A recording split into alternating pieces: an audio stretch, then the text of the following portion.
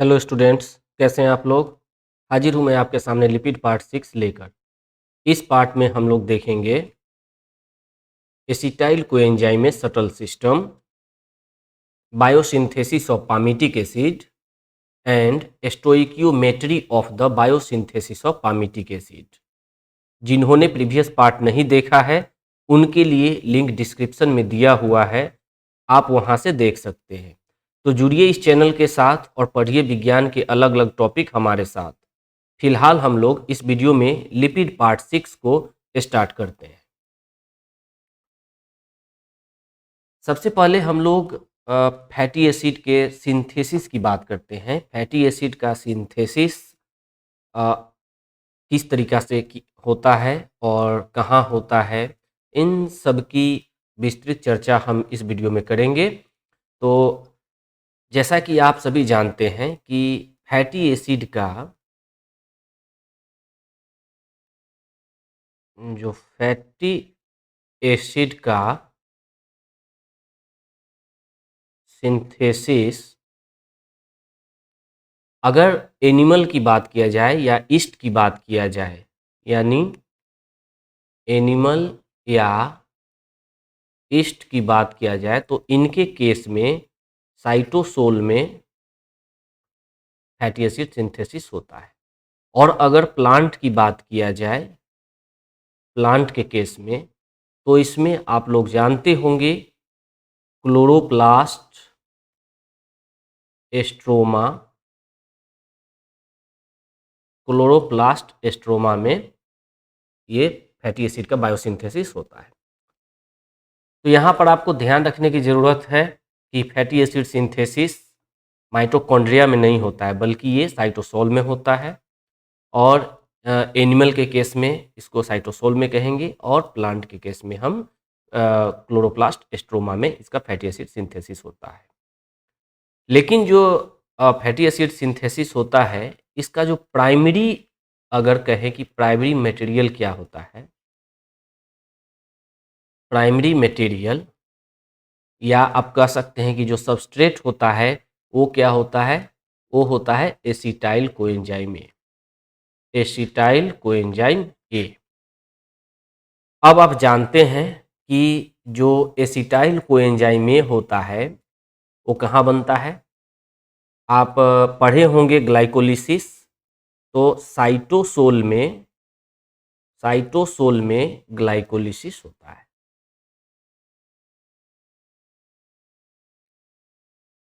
और इस ग्लाइकोलिसिस के द्वारा क्या बनता है, पाइरुविक एसिड बनता है। पाइरुविक एसिड बनता है, यानी साइटोसोल में जो ग्लाइकोलिसिस होगा उसके द्वारा हमको पाइरुविक एसिड मिलता है। और ये जो पाइरुविक एसिड होता है, एक्चुअली ये 3 कार्बन कंपाउंड होता है। अगर इसका फॉर्मूला आप जानना चाहें तो इसका फॉर्मूला होता है C3H4 एंड O3। ये पाइरुविक एसिड का फॉर्मूला होता है।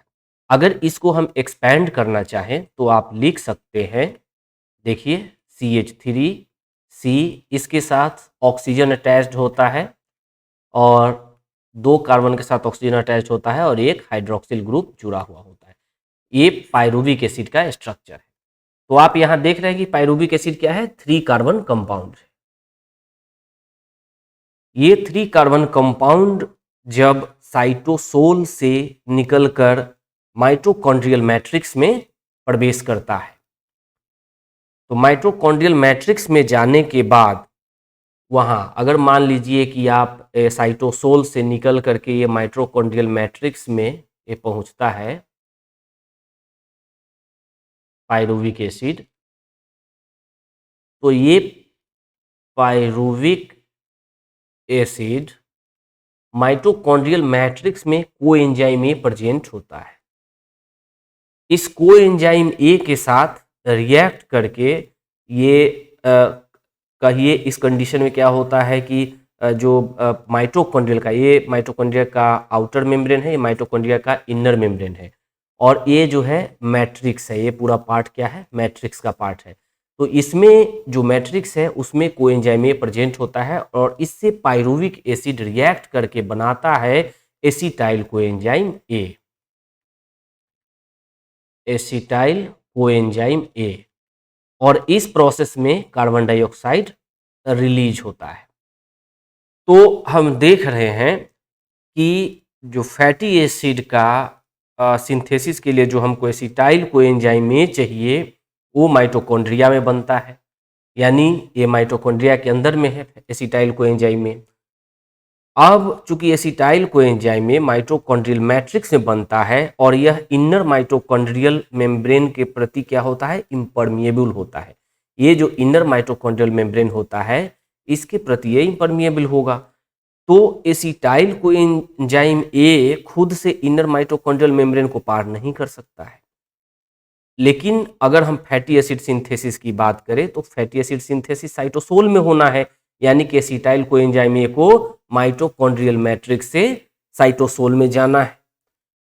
अब जो साइटोसोल में एसिटाइल कोएंजाइम ए को लेकर के जाता है, उसी को ले जाने के लिए एक ऐसे सटल सिस्टम की आवश्यकता होती है जो माइटोकॉन्ड्रियल मैट्रिक्स में मौजूद एसिटाइल कोएंजाइम ए को साइटोसोल में पहुंचा दे। और इसी सटल सिस्टम को एसिटाइल कोएंजाइम सटल सिस्टम कहते हैं, जो आप यहां पर देख रहे हैं। तो हमको फैटी एसिड का जब सिंथेसिस होगा साइटोसोल में या क्लोरोप्लास्ट स्ट्रोमा में, उसके लिए हमको एसिटाइल कोएंजाइम ए चाहिए और एसिटाइल कोएंजाइम ए को माइटोकॉन्ड्रियल मैट्रिक्स से साइटोसोल में लाने के लिए जो कैरियर का काम करेगा वो करेगा acetyl coenzyme A subtle system. तो हम लोग acetyl coenzyme A subtle system के बारे में थोड़ी सी डिटेल में समझने की कोशिश करते हैं। आप सपोज करिए कि ये माइटोकॉन्ड्रिया का इनर मेम्ब्रेन है, इसी तरीका से माइटोकॉन्ड्रिया का आउटर मेम्ब्रेन है, यानी हम कह सकते हैं कि ये inner and outer mitochondrial membrane है। और ये इस साइड के पार्ट्स को, यानी कि जो लेफ्ट साइड के पार्ट्स है उसको माइटोकॉन्ड्रिया सपोज करते हैं हम लोग, और इधर क्लोरोप्लास्ट या स्ट्रोमा और साइटोसोल का पार्ट्स है। तो हम जो देख रहे हैं कि माइटोकॉन्ड्रिया में एसिटाइल कोएंजाइम ए बनता है। अब ये एसिटाइल कोएंजाइम ए ऑक्जेलो एसीटेट के साथ रिएक्ट करता है साइट्रेट सिंथेज के प्रेजेंस में और साइट्रेट बनाता है। अब जो ये एसिटाइल कोएंजाइम में है साइट्रेट में कन्वर्ट हो चुका है और ये साइट्रेट आसानी से साइटोसोल में प्रवेश कर जाएगा। अब जब साइटोसोल में या क्लोरोप्लास्ट स्ट्रोमा में ये साइट्रेट प्रवेश कर जाता है तो वहां पर ये साइट्रेट लाइज के प्रेजेंस में एसिटाइल कोएंजाइम में देगा और साथ में ऑक्जेलो एसीटेट भी बनाता है। ये एसिटाइल कोएंजाइम में फैटी एसिड सिंथेसिस में प्रवेश कर जाता है और ये फैटी एसिड का सिंथेसिस यहाँ साइटोसोल या क्लोरोप्लास्ट स्ट्रोमा में शुरू हो जाता है। दूसरी ओर जो ऑक्जेलो एसीटेट है वो एक NADH लेकर NAD आयन बनाता है और मैलिक एसिड में कन्वर्ट होता है।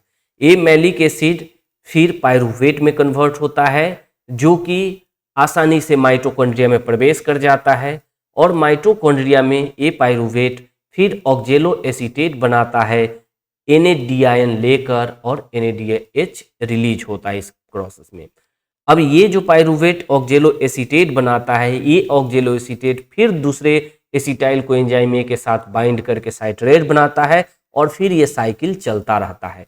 इस प्रकार हमारा ये acetyl coenzyme A subtle system complete होता है। तो आप देख रहे हैं यहाँ पर कि ये जो एसिटाइल कोएंजाइम ए है ये चूंकि माइटोकॉन्ड्रिया के मैट्रिक्स में बनता है और फैटी एसिड सिंथेसिस के लिए ये हमारा प्राइमरी सबस्ट्रेट का काम करता है और इसको साइटोसोल में या क्लोरोप्लास्ट स्ट्रोमा में आना आवश्यक हो जाता है। लेकिन ये खुद से जो ये माइटोकॉन्ड्रिया का इनर मेम्ब्रेन है इसी से ये इम्परमिएबल होता है और इसको पार नहीं कर सकता है। इसको पार करने के लिए इसको साइट्रेट में कन्वर्ट करना पड़ता है और ये साइट्रेट इसमें जब आता है तो यहाँ पर साइट्रेट लाइज के प्रेजेंस में एसिटाइल कोएंजाइम ए दे देता है और इसका फैटी एसिड सिंथेसिस स्टार्ट हो जाता है। तो हमको ध्यान रखना है कि एसिटाइल कोएंजाइम में subtle system fatty acid synthesis के लिए आवश्यक हो जाता है। अब हम आगे बढ़ते हैं फैटी एसिड सिंथेसिस की ओर और देखते हैं कि फैटी एसिड का बायोसिंथेसिस कैसे होता है। तो यहाँ जो हम बात कर रहे हैं कि फैटी एसिड सिंथेसिस का ही, और जैसा कि हमने प्रीवियस स्लाइड में ही आपको बताया कि फैटी एसिड का सिंथेसिस इसी 2 कार्बन कंपाउंड यानी कि एसिटाइल कोएंजाइम में से होता है। अब चूंकि पामिटिक एसिड एक सैचुरेटेड फैटी एसिड का एग्जाम्पल है, तो उदाहरण हमने यहाँ पर लिया है ताकि आसानी से समझ में आ सके।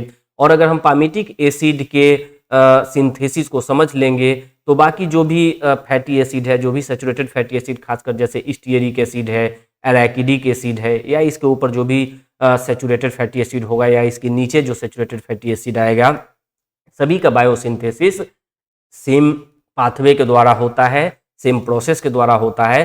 तो हम यहाँ एक पामिटिक एसिड के एग्जाम्पल से इसको एक्सप्लेन करने की कोशिश करते हैं।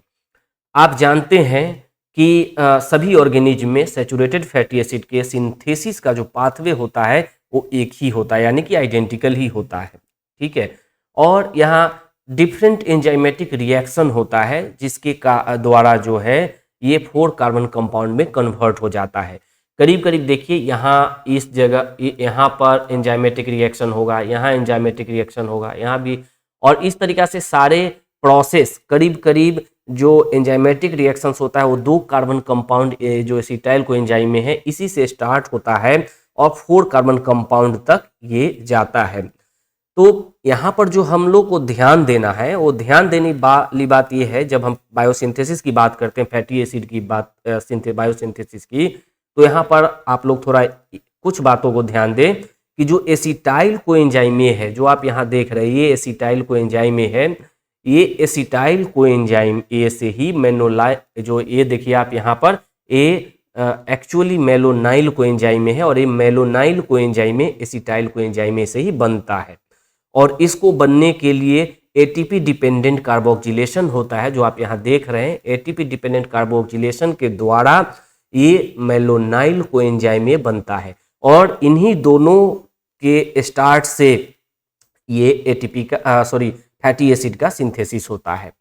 जितना भी साइकिल होता है फैटी एसिड में, ये ध्यान रखने की बात है कि जितना साइकिल होगा फैटी एसिड में, उतनी ही संख्या में मेलोनाइल कोएंजाइम ए की आवश्यकता होती है। यानी कि मेलोनाइल कोएंजाइम में बार बार उसमें जैसे साइकिल, नया साइकिल स्टार्ट होगा तो नया मेलोनाइल कोएंजाइम में उसमें इंसर्ट होगा। जबकि इसके विपरीत में हम ये कह सकते हैं कि जो फैटी एसिड सिंथेसिस में जो एसिटाइल कोएंजाइम है, ये जो देख रहे हैं आप एसिटाइल कोएंजाइम में, केवल एक ही बार सबस्ट्रेट के रूप में प्रयोग होता है, इसको बार बार प्रयोग करने की जरूरत नहीं होती है। अब हम इसके अगर पूरे प्रोसेस की चर्चा करें तो धीरे धीरे हमको समझ में आएगा जो मैं यहाँ पर चर्चा कर रहा हूँ। आप ध्यान दें, पहले ये देखिए आप एसिटाइल कोएंजाइम में है जो कि 2 कार्बन कंपाउंड है। अब यहाँ पर क्या होता है कि एटीपी डिपेंडेंट कार्बोक्सिलेशन होता है एसिटाइल कोएंजाइम कार्बोक्सिलेज के प्रेजेंस में, और एसिटाइल कोएंजाइम में कार्बोक्सिलेज के प्रेजेंस, जैसा कि हमने शुरू में ही बोला कि फैटी एसिड सिंथेसिस एक एंजाइम डिपेंडेंट रिएक्शंस हैं, और उसी के फलस्वरूप फैटी एसिड जो है, जैसे 2 कार्बन कंपाउंड से हम शुरू करते हैं, और हमको जो फैटी एसिड का जो कार्बन कंपाउंड होता है, जैसे पामिटिक एसिड में 16 कार्बन है, तो हमको 16 कार्बन कंपाउंड प्राप्त होता है। अगर स्टीयरिक एसिड की बात करेंगे तो 18 कार्बन कंपाउंड प्राप्त होगा। एराकिडिक एसिड की बात करेंगे तो 20 कार्बन हमको मिलेगा। तो स्टार्ट होता है 2 कार्बन कंपाउंड से, और ये एसिटाइल कोएंजाइम में से ही स्टार्ट होता है। यानी एसिटाइल कोएंजाइम में एटीपी एंड कार्बन डाइऑक्साइड के प्रेजेंस में अगर एसिटाइल कोएंजाइम में कार्बोक्सिलेज एंजाइम के द्वारा ये बनाता है आपका मेलोनाइल कोएंजाइम। ये मेलोनाइल कोएंजाइम में जैसा कि आप यहाँ देख रहे हैं, इसमें 2 ही कार्बन है, एक कार्बन ये हो गया और दूसरा कार्बन ये हुआ। तो ये मेलोनाइल कोएंजाइम में भी क्या है, 2 कार्बन कंपाउंड है, और इसको एटीपी डिपेंडेंट कार्बोक्सिलेशन के द्वारा बनाया जाता है। हमको यहाँ पर ध्यान रखना है कि मेलोनाइल कोएंजाइम में फिर क्या करता है, इसके साथ में आपको मेलोनाइल ट्रांस एसाइलेज, और ये जो एसीपी है, एसीपी का मतलब होता है acyl carrier protein, acyl carrier protein, acyl carrier protein, और इसके बारे में आप लोग जानते होंगे, इसको बोलते हैं सल्फहाइड्रिक ग्रुप, सल्फहाइड्रिक ग्रुप। इस एस को सल्फहाइड्रिक ग्रुप भी कहा जाता है। तो ये जो एसाइल कैरियर प्रोटीन है, ये एसाइल कैरियर प्रोटीन और मेलोनाइल ट्रांसएसाइलेज के प्रेजेंस में मेलोनाइल एसीपी बनाएगा, जो कि 3 कार्बन कंपाउंड होगा। यहाँ तक हम लोग को बात ध्यान में ये रखने की जरूरत है कि यहाँ पर आप देखेंगे कि जो ये मेलोनाइल कोएंजाइम ए का फॉर्मेशन होता है, इसमें एसिटाइल कोएंजाइम ए का एक मॉलिक्यूल यूटिलाइज होता है, और ये बार बार मेलोनाइल कोएंजाइम ए जब जैसे एसिटाइल कोएंजाइम ए का यहाँ पर एक बार रिएक्शन में सबस्ट्रेट के रूप में यूज होगा, और मेलोनाइल एसीपी बार बार, यानी हर साइकिल में नए मेलोनाइल एसीपी की आवश्यकता होती है, जो कि हम जब पूरे प्रोसेस कर लेंगे तो समझ में आएगा कि क्या हम कहना चाह रहे हैं। तो इस तरीका से यहाँ पर ध्यान देने की बात है कि ये मेलोनाइल कोएंजाइम ए मेलोनाइल ट्रांसएसाइलेज और एसीपी के प्रेजेंस में मेलोनाइल एसीपी बनाता है, जो कि 3 कार्बन कंपाउंड होता है। दूसरी ओर एसिटाइल कोएंजाइम में, ये एसिटाइल कोएंजाइम में भी एसीपी से रिएक्ट करता है एसिटाइल ट्रांसएसाइलेज के प्रेजेंस में और बनाता है एसिटाइल एसीपी। यानी हमारा जो अल्टीमेटली जो प्रोडक्ट है, जो रिएक्शन में पार्ट लेता है फैटी एसिड सिंथेसिस में, वो है मेलोनाइल एसीपी एंड एसिटाइल एसीपी।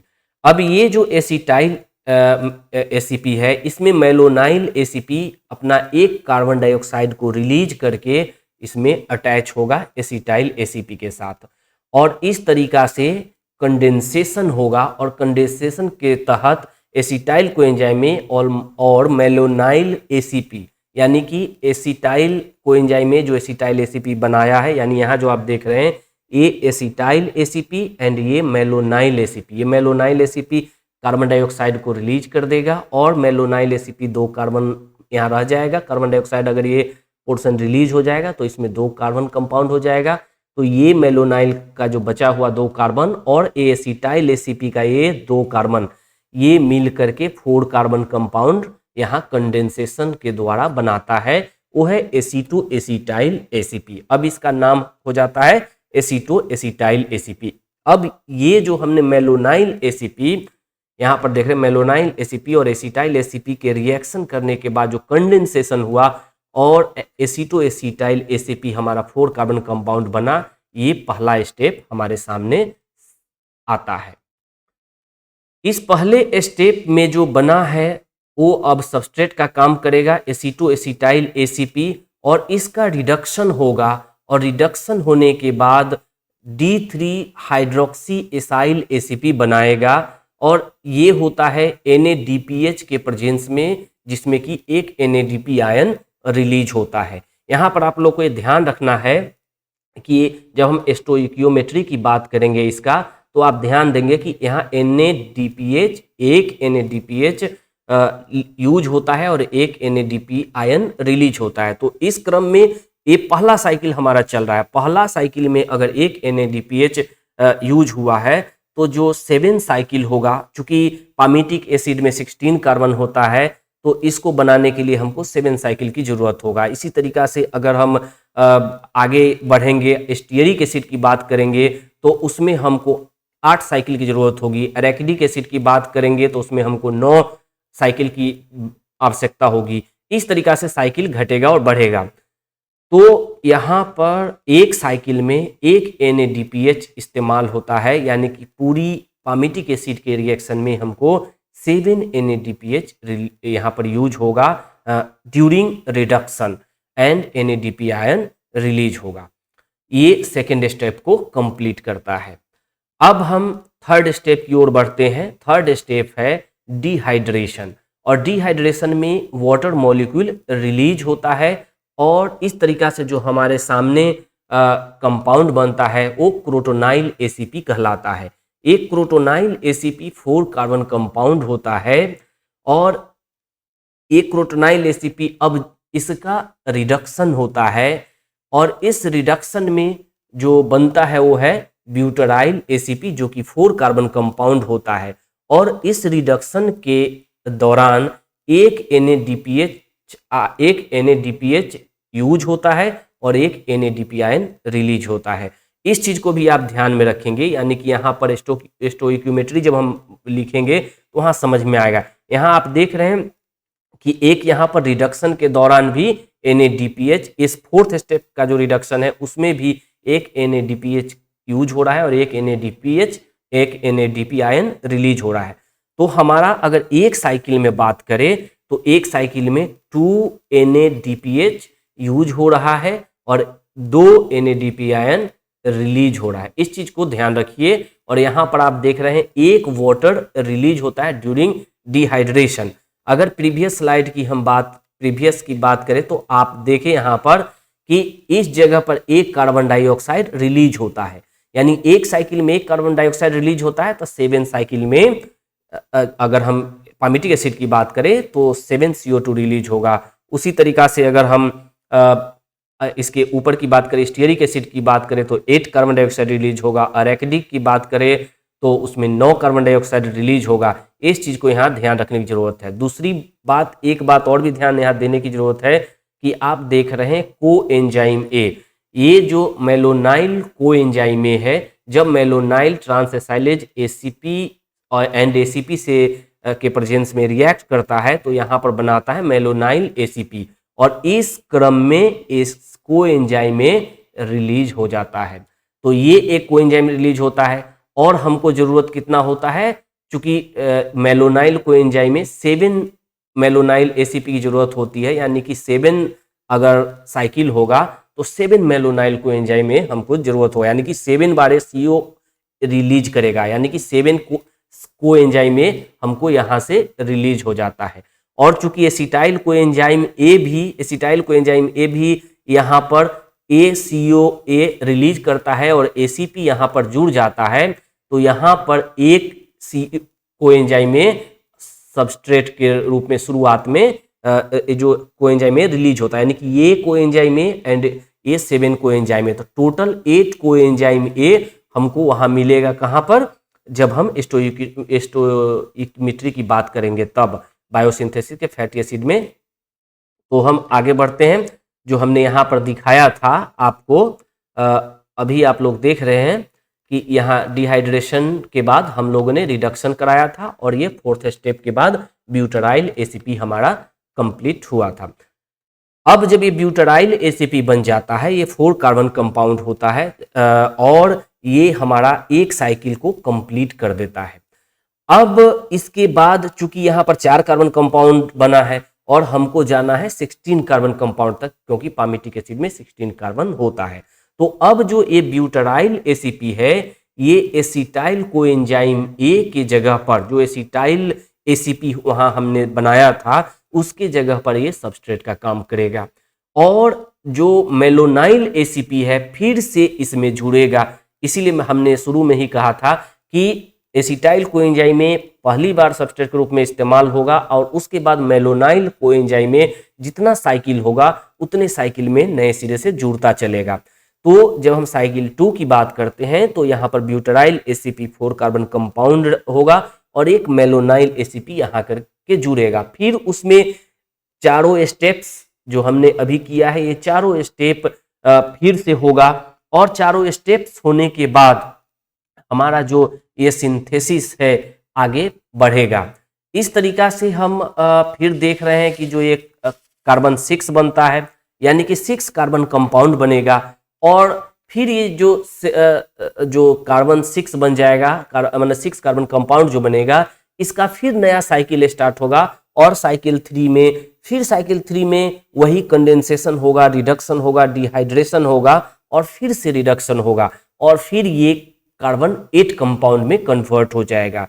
अब ये जो कार्बन 8 कंपाउंड में कन्वर्ट होगा और सारा प्रोसेस चलता रहेगा। कार्बन 8 कार्बन कंपाउंड जो बनेगा फिर वो सबस्ट्रेट का काम करेगा और फिर मेलोनाइल एसीपी यहाँ पर जुड़ेगा। मेलोनाइल एसीपी नए सिरे से आएगा ये साइकिल 3 के साइकिल 8 के जगह पर, और फिर से कंडेंसेशन होगा, रिडक्शन होगा, डिहाइड्रेशन होगा एंड रिडक्शन होगा। और इस तरीका से अगर बढ़ते चलेंगे तो 7 साइकिल कंप्लीट होगा। और 7 साइकिल में हम देखते हैं कि एसिटाइल कोएंजाइम में एक ही बार शुरुआत में हमको यूज हुआ, बाकी जो हमको 4 कंपाउंड, 6 कंपाउंड, 8 कंपाउंड एंड 10, 12 इस तरीका से जो कंपाउंड हमको मिला, कार्बन कंपाउंड, वो सबस्ट्रेट का काम किया और साथ में मेलोनाइल एसीपी नए रूप से जुड़ता चला गया। अल्टीमेटली जो 7 साइकिल कंप्लीट होता है, तो 7 साइकिल कंप्लीट होने के बाद हमारे पास 16 कार्बन कंपाउंड जो फैटी एसिड एसाइल कंपाउंड जो होगा 16 कार्बन कंपाउंड हमको मिलेगा। इसको हम कहेंगे फैटी एसिड एसाइल यानी कि एसीपी। फैटी एसिड को जैसे आप ब्यूटेराइल कहें वैसे ही C16 में होगा, तो पामीटेलोइल एसीपी, इस तरीका से हम इसको बोल सकते हैं। और ये जो 16 कार्बन कंपाउंड होगा, इसका जब हाइड्रोलिसिस होगा तो ये पामीटिक एसिड देगा और साथ में एसाइल कैरियर प्रोटीन रिलीज हो जाएगा। इस तरीका से पामीटिक एसिड का सिंथेसिस होता है। तो हम देख रहे हैं पामीटिक एसिड के सिंथेसिस में सबसे पहले एसिटाइल कोएंजाइम में मेलोनाइल कोएंजाइम में बनाता है, और मेलोनाइल कोएंजाइम में मेलोनाइल ट्रांस एसाइलेज के प्रेजेंस में मेलोनाइल एसीपी बनाता है। और ये मेलोनाइल एसीपी बार बार रिएक्शन में यूज होता है। प्रत्येक साइकिल में ये नए मेलोनाइल एसीपी आता है, चूंकि ये इरिवर्सिबल रिएक्शन के द्वारा मेलोनाइल एसीपी बनता है। दूसरी तरफ एसिटाइल कोएंजाइम में पहली बार यूज होता है सबस्ट्रेट के रूप में, और उसके द्वारा जो 4 कार्बन कंपाउंड बनता है, वो 4 कार्बन कंपाउंड जिसको कि हम एसिटाइल एसीपी कहते हैं, एसीटो एसिटाइल एसीपी कहते हैं। ये एसीटो एसिटाइल एसीपी क्या होता है, आगे चलता है और 4 कार्बन कंपाउंड बनाता है, जिसको कि हम कह सकते हैं क्रोटोनाइल एसीपी बनाता है, ब्यूटेराइल एसीपी बनाता है। और इस तरीका से साइकिल खत्म होने के बाद जब 7 साइकिल पूरी तरह से कंप्लीट होता है, तो पामीटिक एसिड का एक मॉलिक्यूल बनता है और एसाइल कैरियर प्रोटीन रिलीज हो जाता है। अगर यहाँ पर हम स्टीयरिक एसिड की बात करें, अगर पामीटिक एसिड की जगह ये स्टीयरिक एसिड होता, तो जो साइकिल चल रहा है यही साइकिल यहाँ पर जो 4 to 7 साइकिल हुआ है, ये 4 to 8 साइकिल हो जाएगा और यहाँ पर 18 कार्बन कंपाउंड बन जाएगा। अगर हम अरैकिडिक एसिड की बात करें, अरैकिडिक एसिड, ये सारे सैचुरेटेड फैटी एसिड होते हैं। अरैकिडिक एसिड की बात करेंगे तो ये जो साइकिल है यहाँ पर 4 to 9 हो जाएगा, एंड जब हम हाइड्रोलिसिस करेंगे यहाँ पर भी कार्बन 20 हो जाएगा और यहाँ पर भी कार्बन 20 ये बन जाएगा, यानी कि यहाँ पर अरैकिडिक एसिड बन जाएगा। अरैकिडिक एसिड और एसाइल कैरियर प्रोटीन रिलीज हो जाएगा। इस तरीका से हम लोग पामीटिक एसिड का सिंथेसिस कर सकते हैं, स्टीयरिक एसिड का सिंथेसिस कर सकते हैं, या अरैकिडिक एसिड का सिंथेसिस कर सकते हैं, या किसी अन्य सैचुरेटेड फैटी एसिड का सिंथेसिस कर सकते हैं। मुझे लगता है कि अब आप लोगों को फैटी एसिड सिंथेसिस, जो सैचुरेटेड फैटी एसिड का सिंथेसिस है, उसमें कोई कन्फ्यूजन नहीं रह गया होगा। अगर कोई कन्फ्यूजन हो तो आप लोग कमेंट सेक्शन में ज़रूर लिखें। मैं कोशिश करूंगा उसको फिर से या तो वहाँ समझाने के लिए, या नए वीडियो में इसको फिर से नए वीडियो में इसको इम्प्रूव करने की कोशिश करूंगा। जो अनसैचुरेटेड फैटी एसिड का सिंथेसिस होता है, तो वो चाहे मोनो अनसैचुरेटेड हो, पॉली अनसैचुरेटेड हो, उसकी बात हम अगले वीडियो में करेंगे, नेक्स्ट वीडियो में करेंगे। अब हम बात करते हैं जो बायोसिंथेसिस हुआ हमारा पामीटिक एसिड का, इसका स्टोइकियोमेट्री की बात करते हैं। और ये जो स्टोइकियोमेट्री होता है बायोसिंथेसिस का पामीटिक एसिड में, वो कितना उसमें एटीपी जनरेट हुआ, कितना NAD, NADH या अदर मॉलिक्यूल्स कितना यूज हुआ, कितना रिलीज हुआ, इसी के बैलेंस की बात करते हैं। सबसे पहले हम लोग देखते हैं कि जो पामीटिक एसिड के केस में चूंकि 7 साइकिल होता है, यानी 7 साइकिल या 7 राउंड कह सकते हैं, जो 4 स्टेप्स का 7 साइकिल या 7 राउंड हुआ, इसमें आप देख रहे हैं जैसा हमने कहा था कि एक एसिटाइल कोएंजाइम में यूज होता है, तो एक एसिटाइल कोएंजाइम में यहाँ पर शुरू में है। उसी तरीका से आप 7 मेलोनाइल कोएंजाइम में जब आप इसको देखेंगे, जो रिएक्शन को देखेंगे तो आपको समझ में आएगा। क्योंकि 7 मेलोनाइल कोएंजाइम हम यहाँ पर क्यों लिख रहे हैं, क्योंकि 7 बार इसका 7 यहाँ साइकिल है और 7 साइकिल में अलग अलग बार इस्तेमाल हुआ। जैसा मैंने पहले भी बोला था कि मेलोनाइल कोएंजाइम में हर साइकिल में नया मेलोनाइल कोएंजाइम में जुड़ता है, तो ये 7 मेलोनाइल कोएंजाइम में यहाँ यूटिलाइज हुआ। और जो मैंने NADPH के बारे में आपको बताया था, तो एक जो दोनों जगह रिडक्शन हुआ है, जो आप स्टेप देख रहे होंगे, जो सेकेंड स्टेप था एंड फोर्थ स्टेप था, दोनों में रिडक्शन हुआ है और इस रिडक्शन के दौरान NADPH यूज हुआ है और NADPIN रिलीज हुआ है। तो अब देखिए एक पामीटिक एसिड बनता है, जो हमने लास्ट में देखा कि एक पामीटिक एसिड बना, और जैसा हमने वहां बताया था कि 7CO2 रिलीज होता है। शुरू में ही बताया था कि जब मेलोनाइल ACP रिएक्ट करता है एसिटाइल ACP के साथ, उस समय एक कार्बन डाइऑक्साइड रिलीज हो जाता है।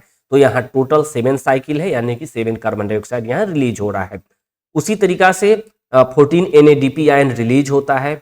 और जैसा कि हमने बताया था कि जो डिहाइड्रेशन स्टेप्स है, जो स्टेप थर्ड है, उस स्टेप थर्ड में हाइड्रोजन एक रिलीज होता है। और चूंकि टोटल 7 साइकिल होता है, यानी सेकेंड राउंड 7 राउंड होता है, तो टोटल हाइड्रोजन कितना हो, H2O कितना हो जाएगा, वाटर जो हो जाएगा 7 वाटर के 7 मॉलिक्यूल हो जाएगा। इसी तरीका से हमने 8 कोएंजाइम ए के बारे में आपको बताया था पिछले अगर स्लाइड की बात करें तो आप ध्यान दिए होंगे। तो एक जो कोएंजाइम ए था वो एसिटाइल कोएंजाइम ए से एसिटाइल ACP बनने में रिलीज हुआ, और दूसरा जो बाकी जो 7 कोएंजाइम ए है वो एसिटाइल कोएंजाइम ए से जब हम मेलोनाइल कोएंजाइम ए बनाते हैं, और जब मेलोनाइल कोएंजाइम में मेलोनाइल ACP बनता है तो मेलोनाइल कोएंजाइम ए को रिलीज करता है। और चूंकि 7 साइकिल में रिलीज होता है तो वहां पर 7 कोएंजाइम में होगा, तो इसलिए यहाँ पर टोटल 8 कोएंजाइम में रिलीज हुआ है। ये ड्यूरिंग 7 राउंड में होता है 4 स्टेप्स में। अब हम लोग ध्यान दें अगर, तो जो मेलोनाइल कोएंजाइम ए का जो हमने शुरू में देखा था कि मेलोनाइल कोएंजाइम ए के बनने के लिए हमारा क्या क्या रिलीज होता है, क्या क्या यूज होता है।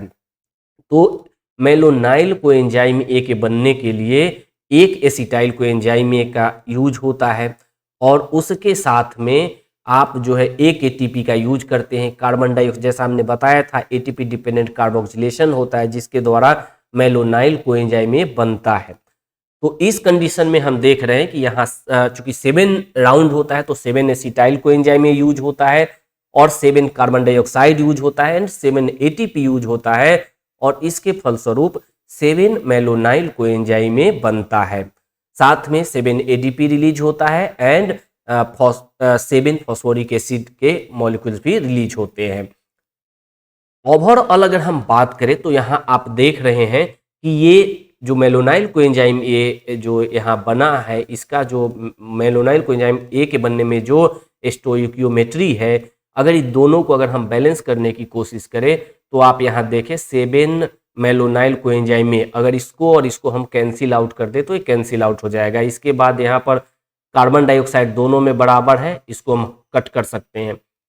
अगर ये दोनों हमारा बैलेंस्ड हो जाएगा तो जो ओवरऑल हमारा स्टोइकियोमेट्री होगा पामीटिक एसिड के सिंथेसिस का, वो होगा 8 एसिटाइल कोएंजाइम में। आप देख ले, एक यहाँ पर है और 7 यहाँ पर है, तो टोटल 8 एसिटाइल कोएंजाइम में। उसके अलावे ये 14 NADPH आपका यहाँ है, और 7 ATP, जो 7 ATP यहाँ पर आप देख रहे हैं, ये 7 ATP आ जाएगा। और इसके जो राइट हैंड साइड में होगा आप देखेंगे कि एक पामीटिक एसिड यहाँ हमारा बनता है, एक पामीटिक एसिड यहाँ रिलीज हुआ, उसके साथ 14 NADPIN, ये वाली NADPIN, इसके बाद 7H2O, यहाँ देखिए 7H2O, और ये 8 कोएंजाइम ए, जो 8 कोएंजाइम ए यहाँ पर है, ये रिलीज हुआ, और 7 ADP, और साथ में ये पायरोफॉस्फेट का 7 मॉलिक्यूल रिलीज हुआ। इस तरीका से ये ओवरऑल स्टोइकियोमेट्री होता है पामिटिक एसिड का। कई बार एग्जामिनेशन में पूछ दिया जाता है कि बायोसिंथेसिस, और जब बायोसिंथेसिस आप किसी मॉलिक्यूल का करते हैं, चाहे फैटी एसिड हो या किसी अन्य केमिस्ट्री के किसी अन्य टॉपिक को आप ले सकते हैं, अगर उसके बायोसिंथेसिस को हम एक्सप्लेन कर रहे हैं तो उसका स्टोइकियोमेट्री भी एक इम्पॉर्टेंट पार्ट होता है, क्योंकि उसके बिना हम ये नहीं कह सकते हैं कि कहाँ पर कितना मॉलिक्यूल यूज हुआ है, या तो एटीपी या अदर एनएडीपीएच या अदर मॉलिक्यूल्स, क्योंकि ये सब एनर्जी मॉलिक्यूल्स होते हैं और इससे एनर्जी रिलीज होता है या एनर्जी यूज होता है। तो इस प्रकार हम लोगों ने इस वीडियो में देखा कि किस तरीका से पामिटिक एसिड का सिंथेसिस हुआ, और इसी के आधार पर हम अन्य किसी भी फैटी एसिड जो सैचुरेटेड फैटी एसिड होगा उसका सिंथेसिस हम लोग कर सकते हैं। तो इस प्रकार इस पार्ट्स को हम यहीं पर समाप्त करते हैं।